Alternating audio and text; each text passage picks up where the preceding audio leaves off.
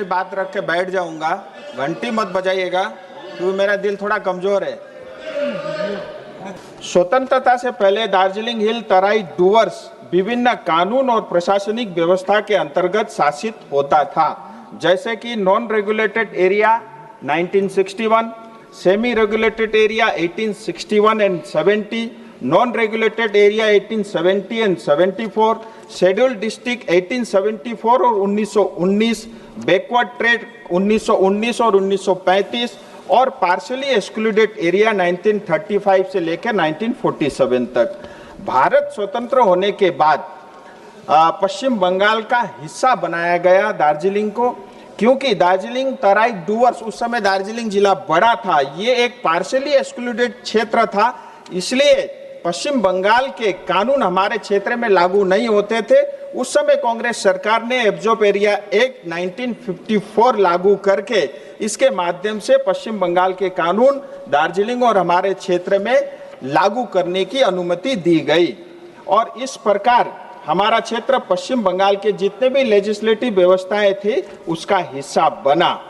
और absorb area act 1954 के बाद जो आज दार्जिलिंग के साथ हो रहा है वो भी मैं आपके समक्ष रखना चाह रहा हूं। भारत का संविधान हर नागरिक को समान अधिकार, सम्मान और न्याय देता है। ये संविधान हमारे लोकतंत्र की नींव है और शासन का मार्गदर्शन भी है। माननीय प्रधानमंत्री मोदी जी के नेतृत्व में न्याय का ये वादा पूरे देश के हर कोने तक पहुंचा है, चाहे वो उत्तर पूर्व यानी नॉर्थ ईस्ट हो या जम्मू कश्मीर। जो क्षेत्र पहले उपेक्षित थे आज उनकी बात सुनी जा रही है, उनका सम्मान हो रहा है। ये सबका साथ सबका विकास की भावना का सच्चा उदाहरण है। महोदय, मैं दार्जिलिंग तराई डूवर्स के लोगों की आवाज बन के आपके समक्ष विषय रख रहा हूं। हमारे क्षेत्र लंबे समय से न्याय की प्रतीक्षा में है और ऐसे कानून और समाधान चाहता है जो हमारी आइडेंटिटी का सम्मान करे और हमारी एस्पिरेशन को पूरा करें। मैं सदन को बताना चाहता हूं कि केंद्र सरकार इस मुद्दे को सुलझाने के लिए गंभीर है। इसके लिए हमारे क्षेत्र के लिए एक इंटरलोकेटर की नियुक्ति की गई है। यह सरकार का संवाद से समाधान की प्रतिबद्धता को दिखाता है। क्षेत्र में जनसंख्या और डेमोग्राफी तेजी से बदल रही है। हमारी जमीन, नदियों और संसाधन का शोषण हो रहा है। इस समस्याओं का हल डीजीसीए या जीटीए जैसे सेमी ऑटोनोमस बॉडी से नहीं हो सका और एक स्थायी समाधान की आवश्यकता है। ऐसा समाधान जो भारत के संविधान के अंतर्गत हो, शांतिपूर्ण हो, लोकतांत्रिक हो। सर एक बार बस 2 मिनट खत्म कर रहा हूं। 1 मिनट। जनता की प्रतिनिधि के रूप में मैं सरकार से शीघ्र समाधान के लिए आग्रह करता हूं। अंत में यहाँ टीएमसी के लोग भी बोले, कांग्रेस की तरफ से संवाद संघवाद का विषय भी आया।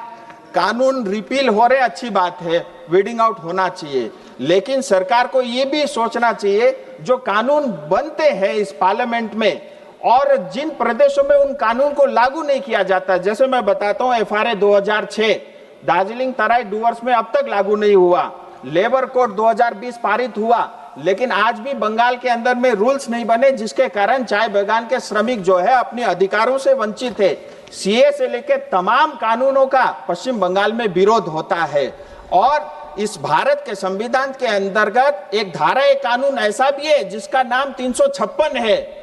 मैं चाहता हूं इस सदन की ओर से सरकार से मांग करता हूं कि धारा 356 लगा करके पश्चिम बंगाल को न्याय दे, पश्चिम बंगाल की चिकन क्षेत्र को सुरक्षित करे, पश्चिम बंगाल को सुरक्षित करे और भारत को और सशक्त और मजबूत करे। आपका बहुत बहुत धन्यवाद।